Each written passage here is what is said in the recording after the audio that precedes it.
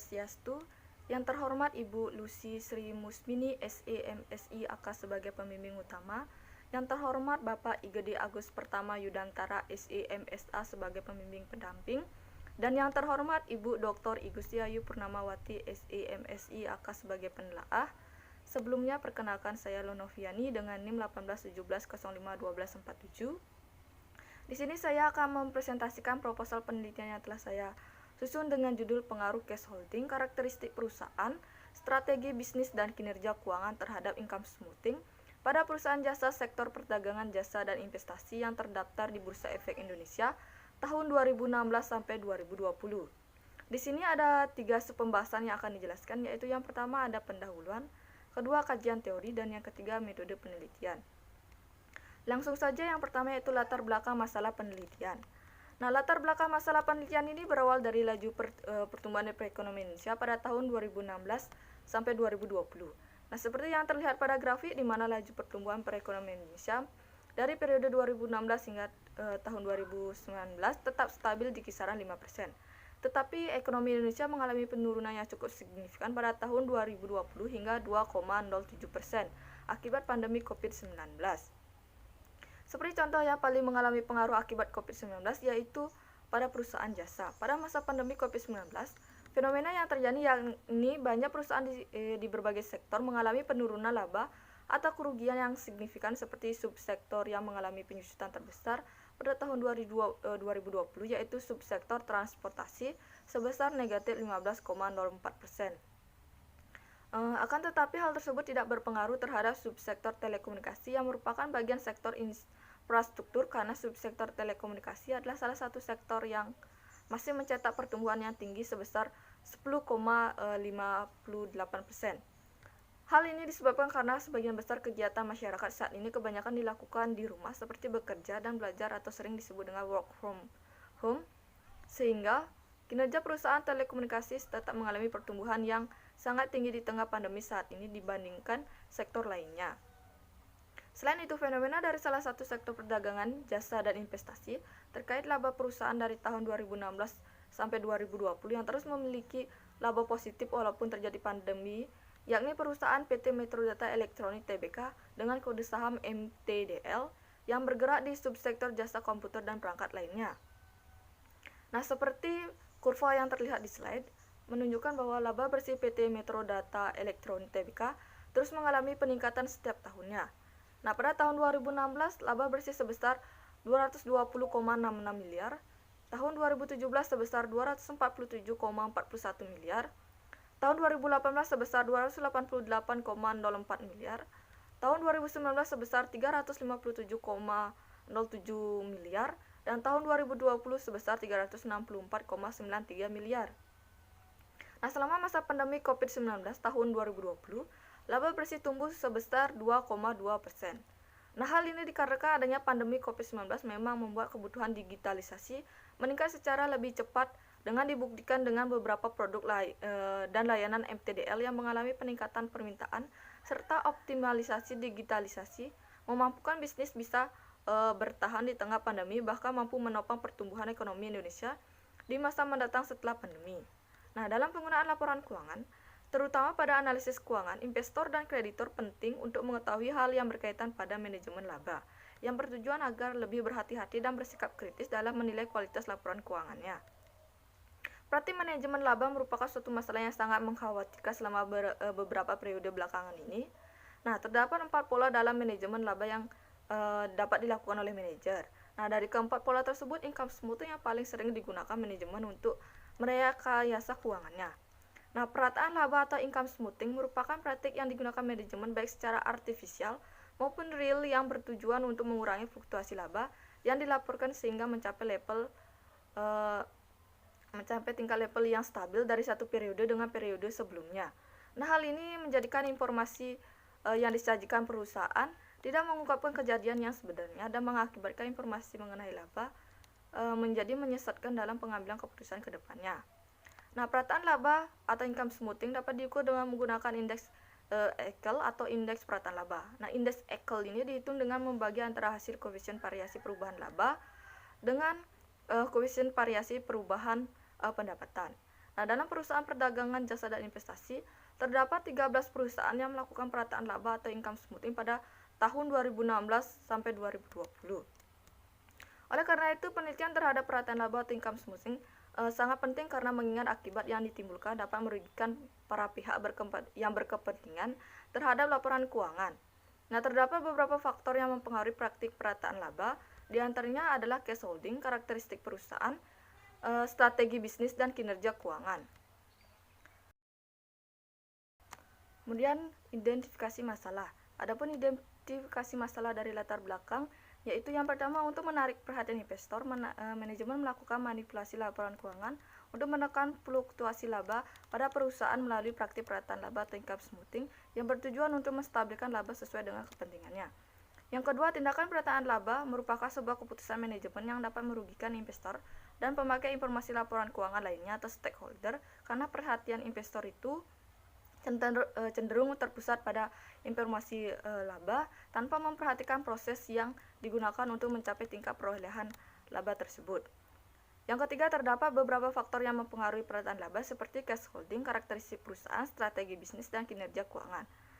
Kemudian yang terakhir yaitu yang keempat, hasil yang tidak konsisten dari penelitian-penelitian sebelumnya sehingga diperlukan pengujian ulang. Selanjutnya, pembatasan masalah. Penelitian ini memfokuskan untuk meneliti hal-hal yang mempengaruhi tindakan income smoothing pada perusahaan jasa. Oleh karena itu, penelitian membatasi permasalahan yang akan diteliti, yaitu berfokus pada perusahaan jasa sektor perdagangan jasa dan investasi yang telah terdaftar di Bursa Efek Indonesia selama kurun waktu pengamatan dari tahun 2016 sampai 2020. Nah, dalam penelitian ini digunakan 4 variabel, yaitu cash holding, karakteristik perusahaan, strategi bisnis, dan kinerja keuangan. Kemudian rumusan masalah. Berdasarkan latar belakang, maka yang menjadi pokok permasalahan dalam penelitian ini adalah yang pertama, apakah cash holding berpengaruh terhadap income smoothing? Yang kedua, apakah karakteristik perusahaan berpengaruh terhadap income smoothing? Yang ketiga, apakah strategi bisnis berpengaruh terhadap income smoothing? Yang keempat, apakah kinerja keuangan berpengaruh terhadap income smoothing? Kemudian tujuan penelitian. Sesuai dengan permasalahan yang diajukan dalam penelitian ini, maka tujuan dari penelitian ini yang pertama untuk mengetahui pengaruh cash holding terhadap income smoothing, untuk mengetahui pengaruh karakteristik perusahaan terhadap income smoothing, yang ketiga untuk mengetahui pengaruh strategi bisnis terhadap income smoothing, dan yang keempat untuk mengetahui pengaruh kinerja keuangan terhadap income smoothing. Selanjutnya, manfaat hasil penelitian. Adapun hasil dari penelitian ini diharapkan dapat memberikan manfaat sebagai berikut, yaitu ada manfaat teoritis dan manfaat praktis. Yang pertama, manfaat teoritis. Hasil dari penelitian ini diharapkan dapat memberikan kontribusi pada perkembangan teori akuntansi dan dapat menambah khasanah baru dari penelitian sebelumnya serta menambah wawasan, pengetahuan, dan juga informasi baik kepada penulis, masyarakat, serta akademisi mengenai pengaruh cash holding, karakteristik perusahaan, strategi bisnis, dan kinerja keuangan terhadap income smoothing, serta dapat dijadikan bahan referensi dan bacaan untuk pengembangan penelitian berikutnya. Yang kedua, manfaat praktis. Yang pertama ada bagi penulis. Nah, penelitian ini dapat menambah pengetahuan dan pengalaman penulis yang merupakan sarana untuk menerapkan teori yang telah diperoleh ke dalam praktik nyata. Yang kedua, bagi akademisi. Dapat menambah referensi dan mendorong dilakukannya penelitian di bidang akuntansi lebih lanjut, dan hasil penelitian ini dapat memberikan sumbangan bagi peneliti selanjutnya mengenai tindakan perataan laba. Kemudian ada bagi perusahaan. Nah, hasil penelitian ini diharapkan dapat memberikan informasi sebagai cerminan bagi perusahaan dalam pengambilan kebijakan yang berkaitan dengan income smoothing sehingga nantinya mampu mengatasi permasalahan yang terjadi dalam perusahaan. Kemudian bagi investor. Nah, hasil penelitian ini dapat memberikan informasi keadaan keuangan perusahaan yang dapat menjadi kebijakan yang berguna dalam pemilihan untuk melakukan investasi. Selanjutnya yaitu terkait kajian teori. Kajian teori yang pertama ada deskripsi teoritis. Nah, adapun gradient teori yang digunakan yaitu yang pertama ada teori keagenan atau agensi teori. Nah, agensi dapat didefinisikan sebagai hubungan konseptual antara dua pihak di mana satu pihak atau agen setuju untuk bertindak atas nama pihak lain atau prinsipal. Nah, penyimpangan dapat terjadi ketika masing-masing pihak berusaha untuk menjaga atau mencapai tujuannya. Nah, perbedaan kepentingan juga dapat menyebabkan manajer atau agen untuk melakukan sebuah tindakan yang mementingkan kepentingannya sendiri daripada kepentingan prinsipal. Nah, kondisi di mana agen melakukan penyalahgunaan kepercayaan yang diberikan oleh prinsipal untuk keuntungannya sendiri disebut dengan moral hazard. Nah, manajer atau agen yang berperan sebagai pengelola perusahaan cenderung memiliki informasi yang relatif lebih lengkap dan cepat dibandingkan dengan pihak eksternal sehingga manajemen dapat mengetahui peluang perusahaan di masa depan. Nah, sebagai pengelola perusahaan, manajer memiliki kewajiban untuk memberikan informasi mengenai kondisi perusahaan kepada pemilik. Nah, informasi ini seringkali disalahgunakan oleh manajemen untuk melakukan penyimpangan yang bertujuan untuk mensejahterakan dirinya sendiri. Nah, misalnya dengan melakukan manipulasi laba untuk menarik perhatian investor untuk menanamkan modalnya di perusahaan atau untuk mendapatkan bonus karena mencapai target laba pada tahun yang bersangkutan. Yang kedua, teori akuntansi positif. Nah, teori akuntansi positif sangat erat kaitannya dengan praktik manajemen laba. Nah, menurut teori akuntansi positif, perusahaan akan memanfaatkan kesempatan yang diberikan untuk memilih alternatif yang akan digunakan dalam membuat suatu prosedur. Nah, dengan adanya kebebasan tersebut, maka manajer akan cenderung untuk melakukan tindakan yang disebut dengan tindakan oportunistik. Nah, manajer akan memilih kebijakan pada akuntansi yang sesuai dengan tujuannya. Teori akuntansi positif menganggap bahwa manajer secara rasional akan memilih kebijakan akuntansi yang menurutnya baik. Dengan demikian, maka manajemen laba diduga muncul karena adanya tujuan tertentu dari para manajer dalam membuat laporan keuangan. Selanjutnya ada teori-teori dari variabel yang digunakan, yaitu cash holding, karakteristik perusahaan, strategi bisnis, dan kinerja keuangan. Kemudian untuk penelitian terdahulu, terdapat beberapa penelitian terdahulu yang melandasi penelitian ini. Yang pertama, penelitian yang dilakukan oleh Indraswari dan Agus pada tahun 2016, di mana hasil penelitiannya menunjukkan bahwa leverage dan tata kelola perusahaan tidak berpengaruh terhadap perataan laba. Akan tetapi, karakteristik perusahaan berpengaruh signifikan terhadap perataan laba pada perusahaan yang terdaftar di Bursa Efek Indonesia periode 2011 sampai 2013. Yang kedua, penelitian dari Putri dan Igusti Nyoman Budiasih pada tahun 2018. Hasil menunjukkan bahwa financial leverage berpengaruh positif pada income smoothing, cash holding tidak berpengaruh pada income smoothing, dan return on asset berpengaruh positif pada income smoothing. Yang ketiga, penelitian dari Ghazali dan kawan-kawan pada tahun 2019. Hasil penelitian menunjukkan bahwa hanya cash holding yang memiliki pengaruh positif dan signifikan, dan sesuai dengan teori terhadap praktik income smoothing yang dilakukan perusahaan. Nah, menariknya untuk variable debt to equity ratio memiliki pengaruh negatif dan signifikan terhadap praktik income smoothing yang dilakukan perusahaan. Sedangkan dividend payout ratio atau DPR dan net profit margin atau NPM tidak memiliki pengaruh terhadap praktik income smoothing yang dilakukan perusahaan. Yang keempat, penelitian dari Intan dan kawan-kawan pada tahun 2019, hasil penelitian menunjukkan bahwa strategi bisnis berpengaruh positif dan signifikan terhadap income smoothing, dan kepemilikan manajerial mampu memperlemah pengaruh strategi bisnis terhadap income smoothing. Namun kinerja keuangan tidak berpengaruh signifikan terhadap income smoothing, dan kepemilikan manajerial tidak berpengaruh dalam memodernisasi hubungan kinerja keuangan terhadap income smoothing.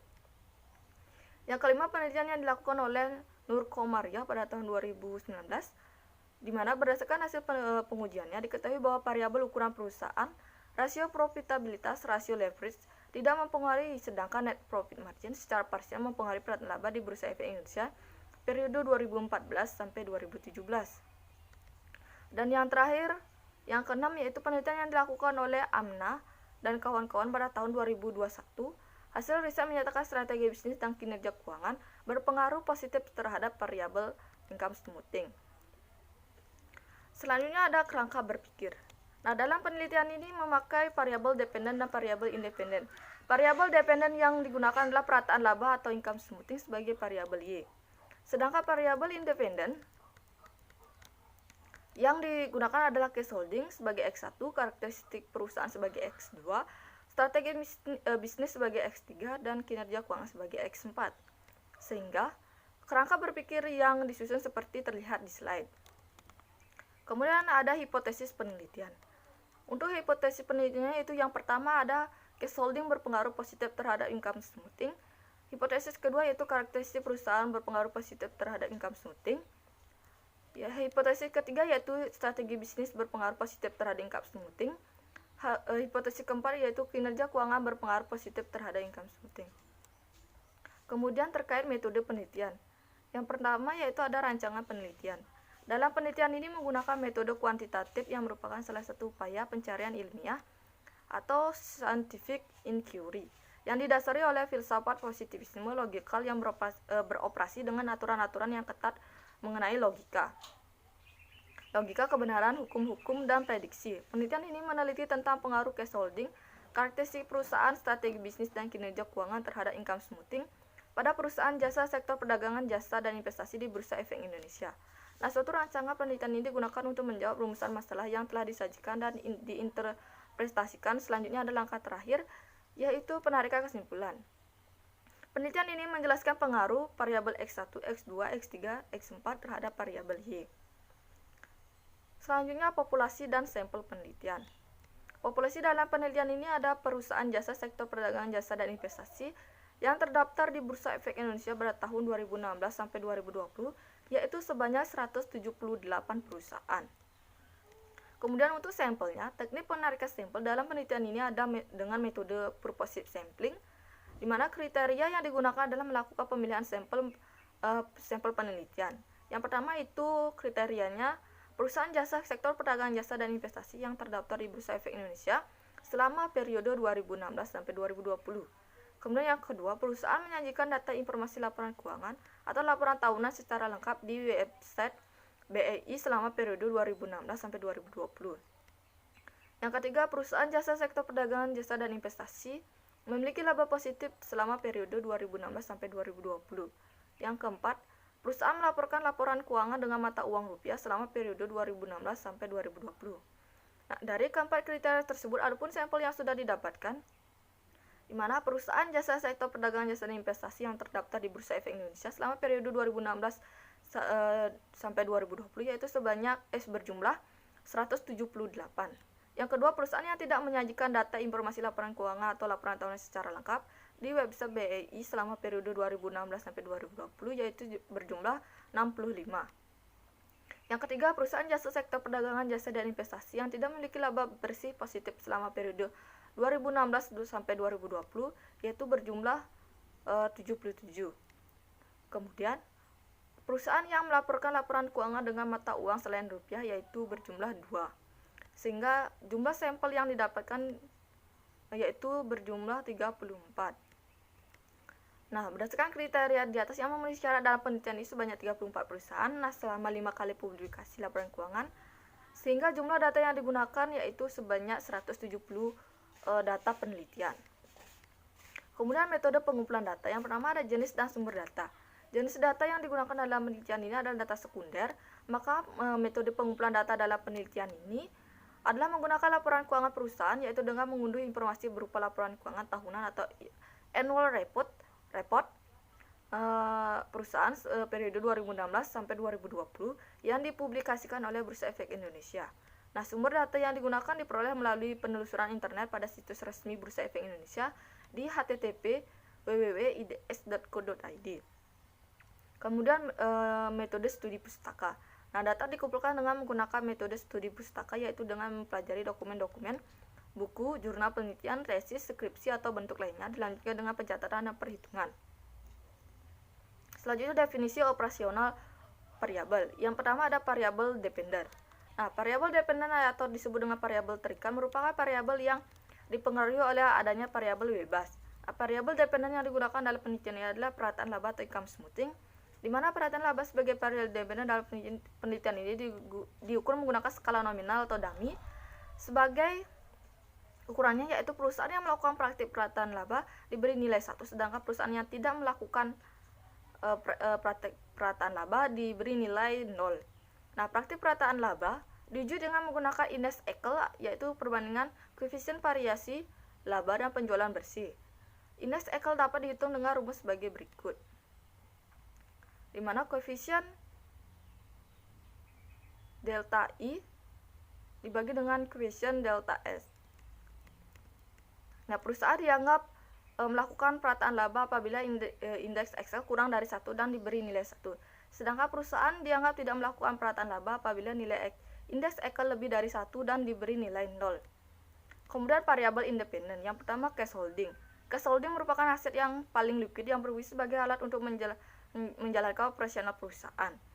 Cash holding diukur dengan menggunakan cash to asset ratio, yaitu dengan menjumlahkan kas dan setara kas dibagi dengan total aset atau aktiva, atau dapat dirumuskan sebagai berikut.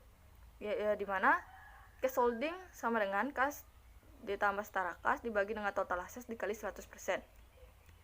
Kemudian karakteristik perusahaan. Karakteristik perusahaan diukur dengan faktor ukuran perusahaan. Ukuran perusahaan menggambarkan besar atau kecilnya perusahaan. Nah, ukuran perusahaan dapat diukur dengan berbagai macam cara, diantaranya dengan kapitalisasi pasar, total aset, dan lainnya. Nah, dalam penelitian ini pengukuran ukuran perusahaan dilakukan dengan menggunakan total aset yang dimiliki perusahaan, di mana ukuran perusahaan sama dengan ln atau logaritma natural dikali dengan total aset. Kemudian strategi bisnis. Strategi bisnis dalam penelitian ini menggunakan dua variabel strategi, yaitu strategi prospektor dan defender, karena merupakan dua tipologi strategi yang berada pada dua titik ekstrim. Nah, fokus utama prospektor adalah bagaimana menentukan dan memanfaatkan secara maksimal produk, wilayah, pasar, serta kesempatan baru. Strategi defender dilakukan apabila perusahaan beroperasi pada area produksi yang relatif stabil. Produk yang ditawarkan bersifat terbatas dibandingkan kompetitornya dan jarang melakukan penyesuaian dalam teknologi dan struktur atau metode operasi perusahaan, serta dapat diprediksi arah perubahannya di masa depan. Adapun kriteria penentuan skor strategi, mana jika skornya 4-10 diberi kode 0 termasuk the defender, dan skor 11-20 diberi kode 1, di mana itu termasuk prospektor. Kemudian yang terakhir itu kinerja keuangan. Kinerja keuangan dalam penelitian ini akan diproyeksikan dengan menggunakan satu indikator, yaitu ROE. Secara sistematis dapat diformulasikan di mana ROE sama dengan laba bersih setelah pajak dibagi dengan total ekuitas dikali 100%. Kemudian metode dan teknik analisis data. Metode analisis yang digunakan dalam penelitian ini adalah metode analisis data kuantitatif dengan menggunakan program SPSS sebagai alat untuk menguji data tersebut. Nah, untuk mencapai tujuan dalam penelitian ini digunakan analisis regresi logistik atau binary logistic regression. Nah, model regresi logistik digunakan karena variabel dependen yang dalam penelitian ini adalah variabel dummy atau nominal, yakni variabel yang hanya memiliki dua kategori, nilai 0 atau nilai 1. Kemudian analisis statistik deskriptif. Analisis statistik deskriptif digunakan untuk menggambarkan variabel-variabel dalam penelitian ini. Nah, statistik deskriptif mendeskripsikan secara statistik variabel penelitian serta memberikan gambaran atau deskripsi suatu data yang dilihat dari nilai rata-rata atau min, median, standar deviasi, maksimum, dan minimum untuk menggambarkan variabel dependen, yaitu cash holding, karakteristik perusahaan, strategi bisnis, dan kinerja keuangan. Dengan statistik deskriptif, kumpulan data yang diperoleh akan tersaji dengan ringkas dan rapi sehingga memberikan informasi inti dari kumpulan data yang ada. Kemudian uji hipotesis. Pengujian hipotesis dilakukan dengan uji multivariate dengan menggunakan analisis regresi logistik. Nah, regresi logistik digunakan untuk menguji apakah variabel cash holding, karakteristik perusahaan, strategi bisnis, dan kinerja keuangan mempengaruhi income smoothing.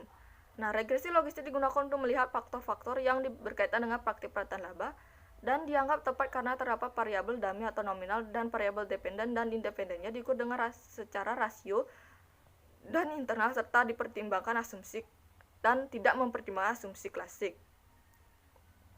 Adapun analisis pengujian dengan regresi logistik harus memperhatikan langkah-langkah, yaitu yang pertama menilai kelayakan model regresi, kedua menilai keseluruhan model, dan yang ketiga menguji koefisien determinasi.